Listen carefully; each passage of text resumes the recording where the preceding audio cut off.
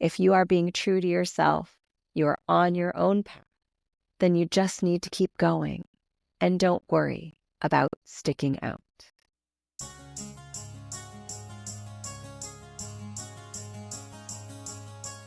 Hi, everyone. I'm your host, Dr. Shafer of Talks with Dr. Shafer, and welcome to this short talk on Talks with Dr. Shafer, where we dive in each week to important topics for helping shift our mindset, reclaim our stories, and build a beautiful future. Health and wellness cannot be achieved without addressing our inner world, and I'm so grateful to have this time with you to discuss these important topics. If you're inspired by an episode, please share it with a friend that you think it would help.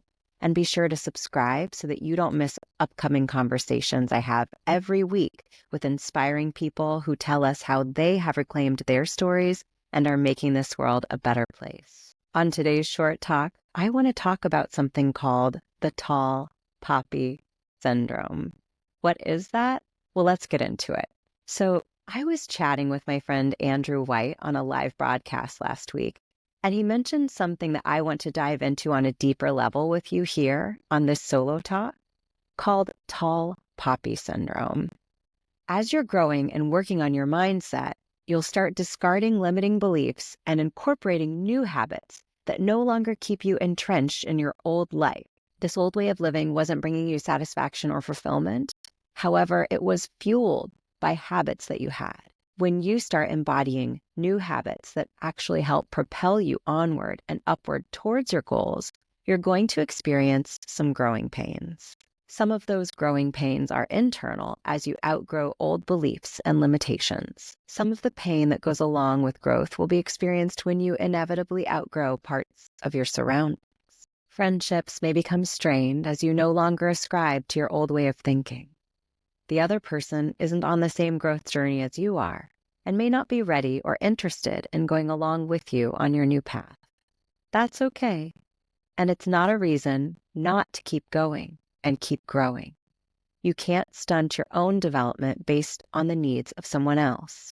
The people who nourish you and celebrate your growth are the ones that you are truly meant to grow beside. And as we say here on Talks with Dr. Shafer, if you can't grow where you are, you need to go where you can grow. You may find that you no longer feel you belong in a certain professional position or job or even career.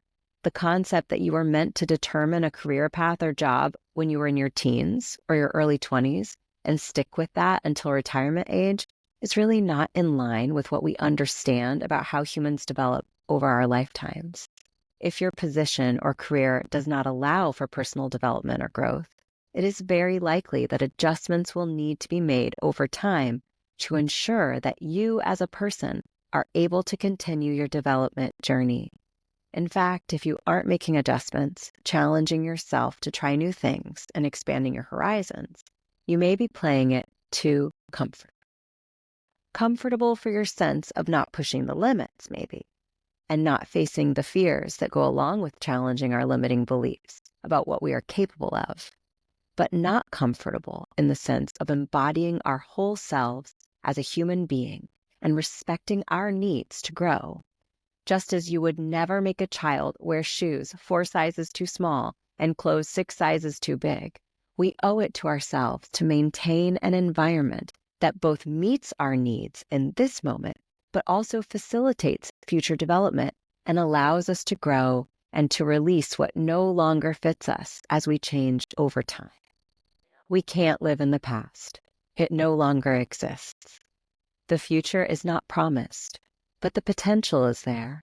What we really have within our grasp is this moment and how we want to show up for it. Do we want to cling to beliefs, relationships, positions, and circumstances that no longer work for us? Or do we continue to use the resources we have to build and create a life that we can be proud to claim as our own?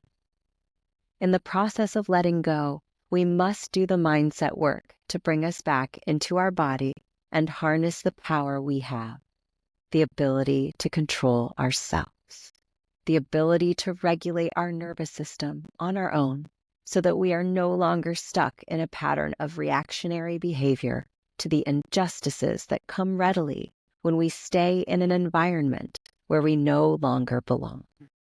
To not allow our energy to be dissipated or lost in efforts that don't bring us towards our goals, but keep us spinning in place on that old hamster wheel of life that is getting us nowhere. We can keep running, or we can step off the wheel and start moving bravely in our own direction, as my friend Andy White would say, to lead our own way.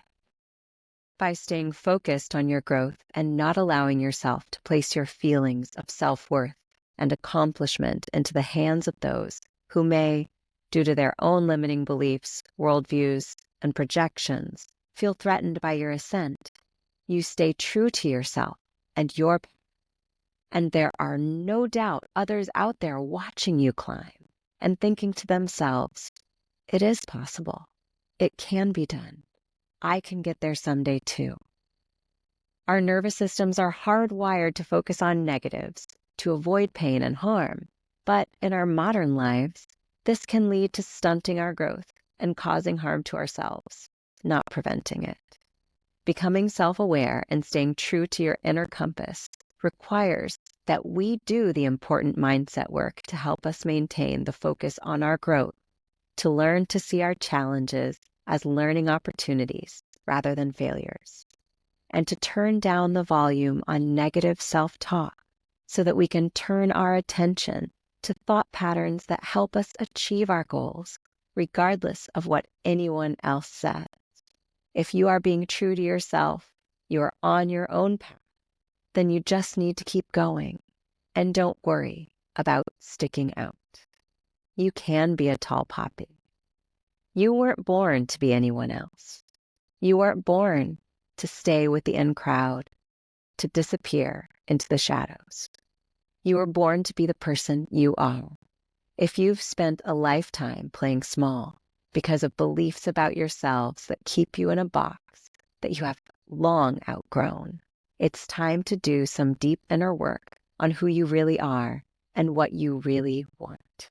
It's time to listen to the signals that your body, your nervous system is sending you in interactions and throughout your day, and to make choices that honor your needs for growth and autonomy. It's time to truly lead your own way. You can check out my discussion with Andrew White on his show, Leading Our Own Way, released this week, and our live discussion on the YouTube channel for Talks with Dr. Shafer. We're both passionate about the power of podcasting in people's lives to be a vehicle for change, for inspiration, and an opportunity to see ourselves and others and consider different possibilities for our own futures. We can truly lead our own way. We can reclaim our stories and build our most beautiful future. To do so, we need to pick up the tools and start working. Thank you so much for being here, storytellers. Please subscribe to Talks with Dr. Shafer and make sure you don't miss inspiring and informative episodes. We have a lot of exciting interviews coming up, and I don't want you to miss them. We love to hear from you and learn your stories too, so please reach out and let us know what you love and what you want to learn more about so that we can continue to bring you the stories that matter to you here on Talks with Dr. Shafer. You can contact us through my website, www.drshaferstedjanova.com. I am so inspired by the comments and stories that you share, and so grateful for this space for storytelling to promote personal growth.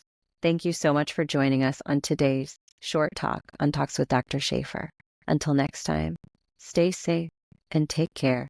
I'll talk to you soon.